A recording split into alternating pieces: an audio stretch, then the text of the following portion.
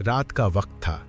Medina की पुरानी गलियों में हवा जैसे किसी दुआ की खुशबू लिए बह रही थी। एक छोटे से घर के अंदर एक नौजवान फैज अपनी बीवी हलीमा के साथ इफ्तार की तैयारी में बैठा था। मेज पर बस 3 खजूरें, थोड़ा सा पानी और एक कटोरा दाल रखा था। रोजे का वक्त खत्म होने ही वाला था कि दरवाजे पर हल्की सी दस्तक हुई। फैज ने नजर उठाई। कौन है इस वक्त? दरवाजा खोला तो सामने एक छोटा बच्चा खड़ा था।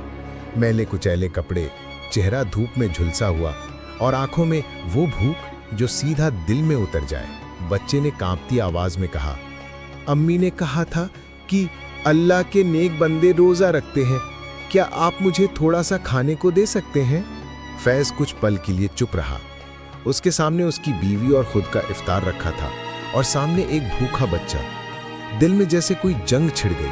हलीमा बोली, फैज आज तो बस इतना ही है, तुमने पूरे दिन मेहनत की है, कम से कम आज तो खा लो। फैज की आंखें बच्चे के चेहरे पर जमी रहीं। उसने धीरे से कहा, अगर मेरा इफ्तार इस बच्चे के काम आ जाए तो अल्लाह मुझे और बेहतर इफ्तार देगा। उसने पूरा खाना बच्चे के सामने रख दिया। बच्चा पहले तो कुछ पल हिचकिचाया, फिर आंसू बहाते हुए बोला, अल्लाह आपको सलामत रखे चच्चा, और वो भाग गया। हलीमा की आंखों में भी नमी थी। उसने कहा, तुम्हें खुदा से डर नहीं लगता? पता नहीं कल का खाना होगा या नहीं? फैज मुस्कुराया। जो भूखे को खिलाता है उसी पर अल्लाह भी रहम करता है। कल का खाना वही भेजेगा। और सच में अगले दिन किसी अनजान शख्स ने उसकी दुकान से सामान खरीदकर दुगनी रकम दी।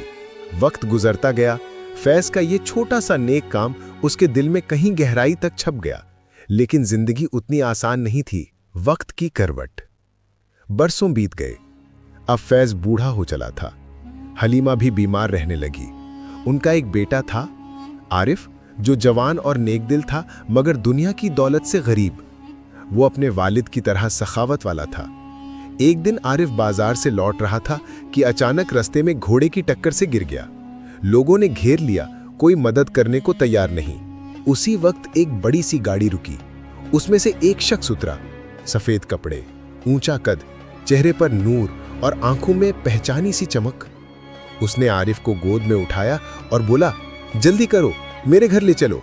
लोगों ने देखा वो आदमी बहुत अमीर था, शहर का मशहूर ताजिर अमीरी बिन सैफ। अमीरी ने डॉक्टर बुलवाए, इलाज कराया और 3 दिन तक आरिफ की सेवा करता रहा। जब आरिफ होश में आया तो बोला, हुजूर, मैं आपको नहीं जानता, फिर भी आपने मेरी इतनी मदद क्यों की? अमीरी मुस्कुराया, क्योंकि कोई